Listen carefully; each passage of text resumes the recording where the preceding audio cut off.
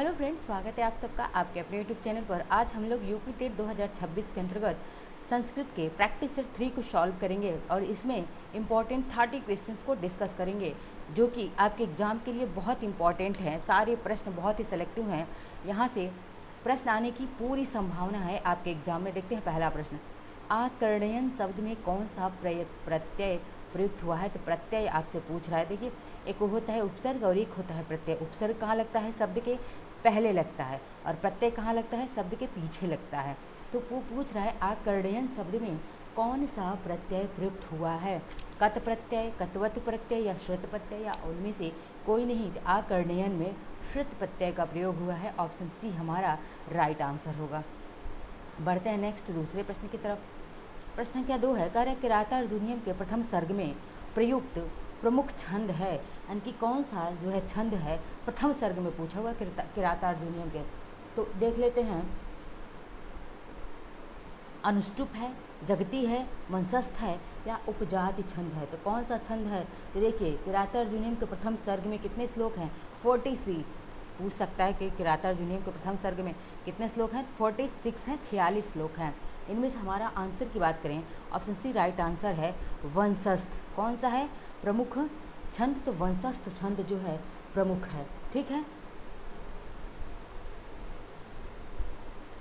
तीसरा प्रश्न है, अक प्रत्याहार के अंतर्गत कौन कौन से वर्ड आते हैं? प्रत्याहार कितने होते हैं? प्रत्याहार 14 प्रत्याहार कह रही हूँ, महेश्वर सूत्र कितने हैं? तो महेश्वर सूत्र की बात करी थी, महेश्वर सूत्र 14 हैं। ठीक है। अब प्रत्याहार की बात कर रहा है कि अक प्रत्याहार में कौन कौन से वर्ड आते हैं। तो अक प्रत्याहार में वर्ड देखिए बहुत इंपॉर्टेंट है ये अक प्रत्याहार, क्योंकि यहाँ इसे हर बार प्रश्न पूछा गया है। इसमें अ यू री री, अ यू रिल री, यह सभी स्वर आते हैं। तो देखिए याद रखिएगा, अक प्रत्याहार में ऑप्शन ए राइट आंसर है। अ ई ऊ री और लिरी इंपॉर्टेंट है, सबसे ज़्यादा ध्यान दीजिएगा री पे। जो री किसके अंतर्गत आता है? अक प्रत्याहार के अंतर्गत आता है। ठीक है। तो हमारा ऑप्शन कौन सा सही होगा? ए ऑप्शन एकदम राइट आंसर होगा। चौथा प्रश्न है, स्पर्श व्यंजनों के वर्ग हैं, यानी कि स्पर्श व्यंजनों के वर्ग कितने होते हैं? तो मैंने पिछली क्लास में आपको बताए थे कितने वर्ग होते हैं? 5 वर्ग होते हैं। कौन कौन से होते हैं 5 वर्ग? क, च, ट, त, प, ये 5 वर्ग। और प्रत्येक वर्ग में कितने वर्ड होते हैं? 5-5 वर्ड होते हैं। टोटल कितने होते हैं? तो 25 वर्ड होते हैं। ठीक है। अब जैसे क वर्ण में कौन कौन आते हैं? क, ख, ग, घ, अंग, च, छ, ज, झ, इ, ट, ठ, ड, ढ, अड़, त, थ, द, ध, न, प, फ, ब, भ, म। क वर्ण कंठ से होता है। च तो बस किससे होता है? ये तालु से होता है, और ये मूर्धा से होता है। ठीक है। त वर्ग किससे होता है? दंत से होता है। प वर्ग किससे होता है? ओष्ठ से होता है। सभी प्रश्न पूछे जाते हैं आपसे। अब पूछ रहा है स्पर्श व्यंजनों के वर्ग कितने हैं? तो आपसे कितने पता चल गए? 5 होते हैं। स्पर्श व्यंजनों के वर्ग 5, और पाँचों में कितने कितने वर्ड होते हैं? 5-5, यानी कि टोटल वर्ग वर्ण कितने हो जाते हैं? 25 वर्ड होते हैं, ध्यान रखिएगा। पांचवा प्रश्न है, सर्वे भवन्तु सुखिनः किस प्रकार का वाक्य है यह? तो सर्वे भवन्तु सुखिनः किस प्रकार का वाक्य है?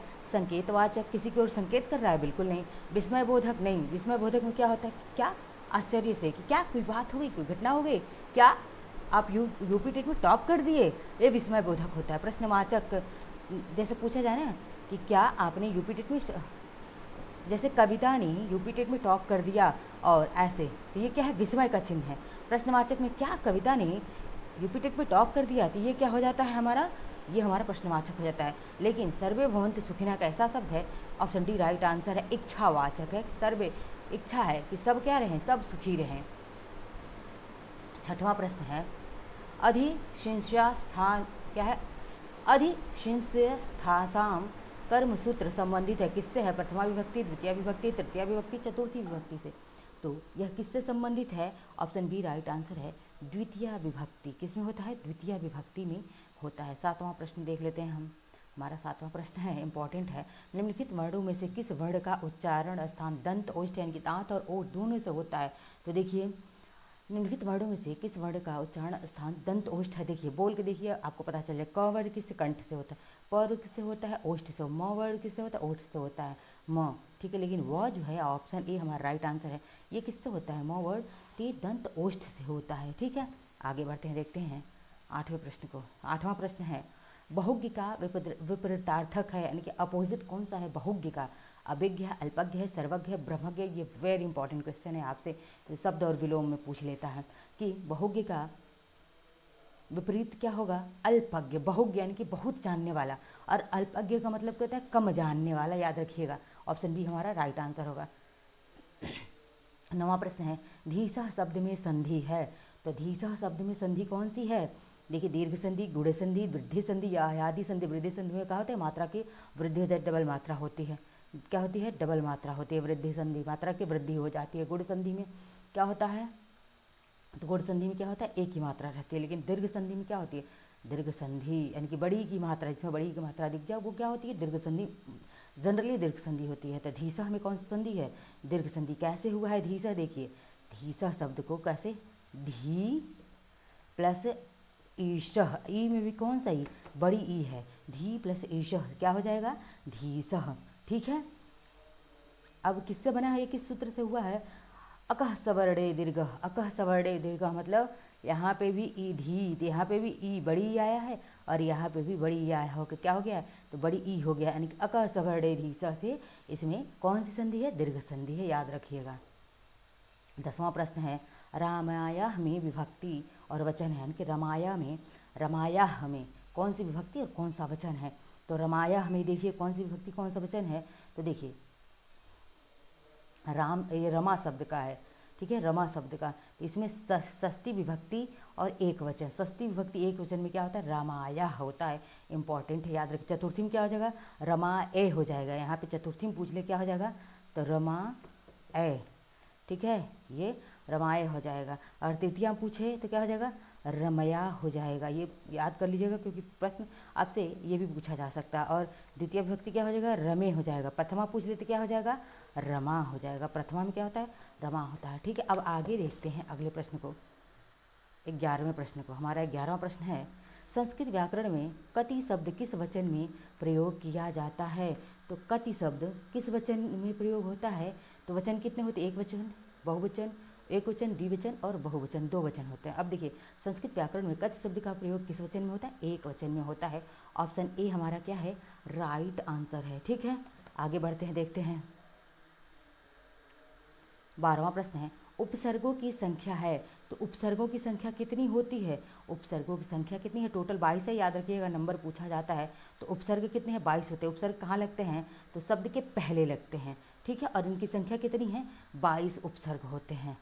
आप अगर कमेंट बॉक्स में कमेंट करेंगे तो मैं ये 22 उपसर्ग आपको एक जगह एक क्लास में मैं करवा दूंगी। 13वां प्रश्न है, संस्कृत के सुप्रसिद्ध नाटककार विशाखदत्त की प्रसिद्ध कृति का नाम क्या है? यानी कि विशाखदत्त ने क्या लिखा? हितोपदेश लिखा हुआ है, नीति शतकम लिखा हुआ है, वृक्ष कटिकम लिखा हुआ है, या मुद्रा राक्षस? बात करें हितोपदेश का, यह किसने लिखा है? नारायण पंडित ने। नारायण पंडित। हितोपदेश किसकी रचना है? नारायण पंडित की रचना, याद रखिएगा। नीति शतक बात करें भर्तृहरि की है। नीति शतक किसकी है? तो ये भर्तृहरि की है नीति शतक। वृक्ष कटिकम की हम बात करें तो यह किसका है? तो मुद्रा राक्षस की बात करें, मुद्रा राक्षस किसका है? विशाख दत्त का। विशाख दत्त का है मुद्रा राक्षस। लेकिन ठीक है, विशाख दत्त का क्या है? मुद्रा राक्षस। और मृक्ष कटिकम किसकी रचना है यह? तो मृक्ष कटिकम रचना है यह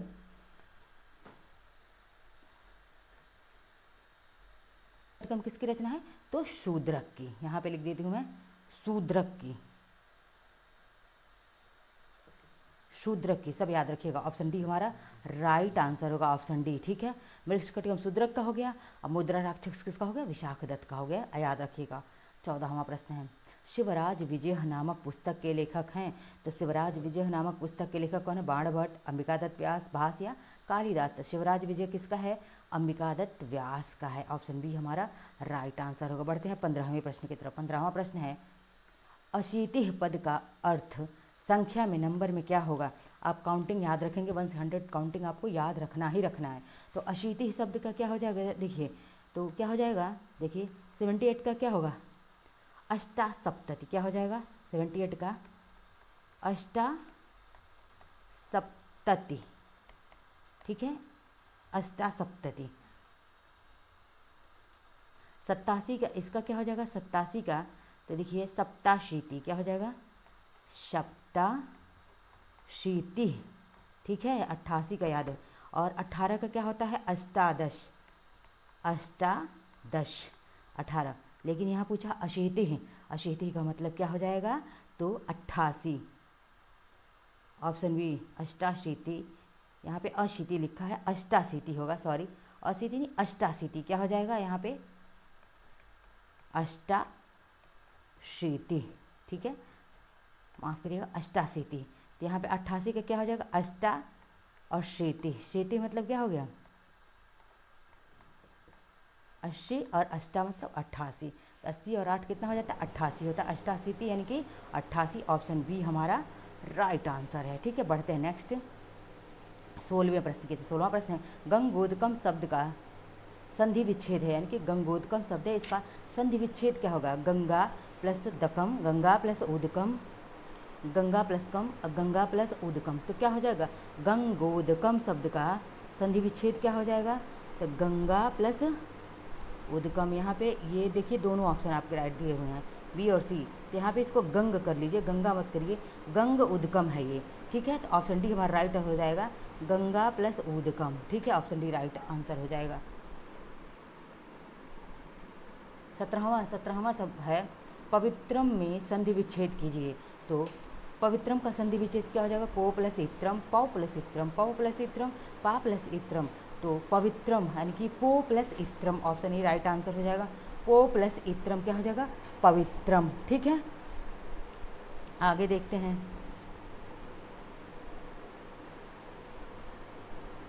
18वां प्रश्न है, निम्नांकित में अरविंदम शब्द का पर्याय है। तो आपसे पर्यायवाची अभी इसके पहले क्या आया था? विलोम शब्द आया था, विपरीतार्थक था। अब क्या है? अरविंद शब्द का पर्यायवाची पूछा है कि आपको पर्यायवाची भी याद करना है। नीरम, गगनम, वायुम, वायुः या कमलम। तो अरविंद का शब्द का पर्यायवाची क्या हो जाएगा? कमलम, यानी कि कमल का पर्यायवाची है अरविंद, या अरविंद का पर्यायवाची कमल हो जाएगा। ऑप्शन डी हमारा राइट आंसर है। 19वां प्रश्न है, संस्कृतम शब्द में निम्नांकित में से कौन सा उपसर्ग प्रयोग हुआ है? संस्कृतम शब्द में कौन सा उपसर्ग लगा है? उपसर्ग कहाँ लगता है? शब्द के पहले लगता है, याद रखिएगा। तो पहले लगता है, अब कहाँ पे है? ये 22 उपसर्ग होते हैं, मैंने अभी थोड़ी देर पहले आपको बताया था। तो संस्कृतम शब्द में कौन सा उपसर्ग है? सम उपसर्ग है। कौन सा है? सम उपसर्ग है, याद रखिएगा। ऑप्शन बी हमारा राइट आंसर है। बढ़ते हैं अगले प्रश्न, 20वें प्रश्न की तरफ। आदि में जुड़ने वाले तथा अर्थ परिवर्तन करने वाले शब्दांश को कहते हैं। तो आदि में जुड़ने वाले शब्द को हम क्या कहते हैं? देखिए, एक शब्द होता है आदि और एक होता है अंत। अब अंत का मतलब तो आप जानते हैं ख़त्म होना, आदि का मतलब क्या होता है? शुरू होना। क्या होता है? शुरू होना। तब कह रहे आदि में जुड़ने वाले तथा अर्थ परिवर्तन करने वाले शब्दांश को आप आंसर तो बता सकते हैं, कौन सा होगा? ऑप्शन डी हमारा राइट आंसर है। उपसर्ग कहते हैं, जो कि शब्द के आदि या पहले जुड़ता है। ठीक है, प्रत्यय शब्द के अंत में जुड़ता है। 21वां प्रश्न है, निम्न में से शुद्ध वाक्य चुनिए। आपको शुद्ध वाक्य चुन के बताना। सह पुस्तक पठसी, सा विद्यालय गच्छतः, तौ विद्यालयम गच्छतः, और कह रहा है ते पुस्तकम पठत। इनमें से शुद्ध शब्द पूछा है आपसे, कौन सा शुद्ध है? तो ऑप्शन सी राइट आंसर है। तौ विद्यालयम गच्छतः, क्या हो जाएगा? तौ विद्यालयम गच्छतः। वाक्य में तौ के साथ प्रथम पुरुष द्विवचन गच्छतः का शुद्ध प्रयोग हुआ है। ठीक है, 22वां प्रश्न है, कृष्ण के दोनों ओर ग्वाले हैं कि संस्कृत है। अब इसका संस्कृत बताना है कि कृष्ण के दोनों ओर क्या हैं? ग्वाले हैं। तो कह रहे कृष्णस्य उभयतः गोपा सन्ति, कृष्णम उभयतः गोपा सन्ति, कृष्णाय उभयतः गोपा सन्ति, या कृष्ण उभयतः गोपा सन्ति। यानी कि आपको इसमें से बताना है कि दोनों ओर ग्वाले हैं, तो कौन सा होगा? ऑप्शन बी राइट आंसर होगा। कृष्णम उभयतः गोपा सन्ति, यानी कि कृष्ण के दोनों ओर ग्वाले हैं। ऑप्शन बी हमारा राइट आंसर होगा। बढ़ते हैं 23वें प्रश्न की तरफ। 23वां प्रश्न है, ग व्यंजन है। तो ग व्यंजन कैसा है? अब आप बता सकते हैं, इसका आंसर कमेंट बॉक्स में आप जरूर बताइएगा। अंतस्थ है, ऊष्म है, स्पर्श है, या संयुक्त? तो ग किस में आता है? कंठ में आता है, क वर्ग में आता है। और ये कैसा है? स्पर्श व्यंजन है। कैसा है? स्पर्श व्यंजन है। ठीक है, अंतस्थ व्यंजन कौन से होते हैं? य, र, ल, व, ये अंतस्थ है। ऊष्म कौन से हैं? तो ऊष्म व्यंजन है, देखिए श, श, श, ह, ये ऊष्म व्यंजन, श, श, श, ह ऊष्म व्यंजन में आते हैं। ठीक है, 24 पुराण 24वां है, पुराणों की संख्या कितनी है? तो पुराणों की संख्या कितनी मानी गई है? 18 पुराण होते हैं। पुराण कितने हैं? 18। वेद कितने हैं? 4 वेद हैं। सबसे प्राचीन वेद कौन सा है? ऋग्वेद है। सबसे नवीन वेद कौन सा है? अथर्ववेद है, पूछा गया है। 25वां प्रश्न है, छात्र पढ़े हुए श्लोकों को कंठाग्र करेगा, यह व्यवहारगत परिवर्तन किस उद्देश्य का है? तो कौन सा है यह?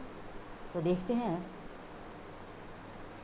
ज्ञान का, अभिवृद्धि का, अभिग्रहण का या अभिरुचि का। तो यह किसका उद्देश्य है?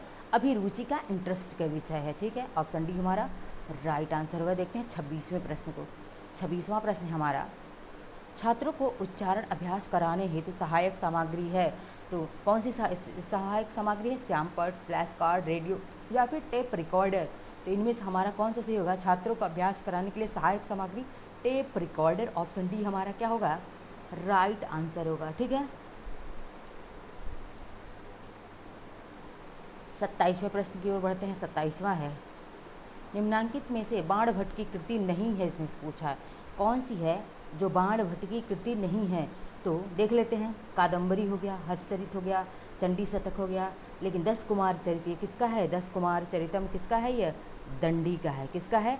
दंडी का है। यहाँ बाणभट्ट का पूछा हुआ, याद रखिए। कादम्बरी बाणभट्ट की है, हर्षचरितम बाणभट्ट की है, चंडी शतकम किसका है? बाणभट्ट का है। लेकिन 10 कुमार चरितम किसका है? यह दंडी का है, याद रखिएगा। ऑप्शन डी हमारा राइट आंसर होगा। कादम्बरी तो बहुत बार पूछा गया है। 28वां प्रश्न है, पहले उदाहरण प्रस्तुत किए जाएं, बाद में नियम समझाए जाएं, यह शिक्षण सूत्र किसका है? कि पहले आप उदाहरण दीजिए और उसके बाद से आप उसको नियम समझाइए। यह किसका है? तो अनुभव से तर्क की ओर जाना, विशेष से सामान्य की ओर जाना, पूर्ण से अंश की ओर जाना, सरल से कठिन की ओर जाना। तो पहले आप एग्जाम्पल दीजिए, फिर नियम की तरफ जाइए। यह क्या है? विशेष से सामान्य की तरफ। किसके तरफ? विशेष से सामान्य की तरफ जाने की बात करता है। 29वां प्रश्न है, संस्कृत शिक्षण में प्रयोग किए जाने वाला दृश्य उपकरण कौन सा है? यानी कि संस्कृत शिक्षण में दृश्य उपकरण कौन सा है? तो देखते हैं, सिनेमा है, टेप रिकॉर्ड है, फ्लैश कार्ड है, ग्रामोफोन है। तो कौन सा? ऑप्शन सी राइट आंसर होगा, फ्लैश कार्ड होगा। संस्कृत शिक्षण में प्रयोग किया जाने वाला दृश्य मतलब दिखाई देने वाला उपकरण। आज का अंतिम और 30वां प्रश्न है, संस्कृत का अध्यापक एक एक शब्द का अर्थ स्पष्ट करता है। तो किस विधि में एक एक शब्द का? प्रत्यक्ष विधि, यानी कि अवलोकन, जिसे प्रत्यक्ष विधि को अवलोकन विधि कहते हैं। व्याख्या विधि, मूल्यांकन विधि, समयावधि। एक एक शब्द का अर्थ बताने का मतलब हो गया व्याख्या करना, यानी कि व्याख्या विधि में ऑप्शन बी हमारा क्या होता है? Right answer. पूछ ले व्याख्या विधि कैसी है? तो यह कैसी है? टीचर सेंटर्ड है, चाइल्ड सेंटर्ड नहीं है। ठीक है, ऑप्शन बी हमारा राइट आंसर है। ये थे आज के हमारे इंपॉर्टेंट संस्कृत के 30 प्रश्न, और यहाँ से प्रश्न आपको आपके एग्जाम में देखने को मिलेंगे। मिलते हैं नेक्स्ट लेक्चर में। धन्यवाद।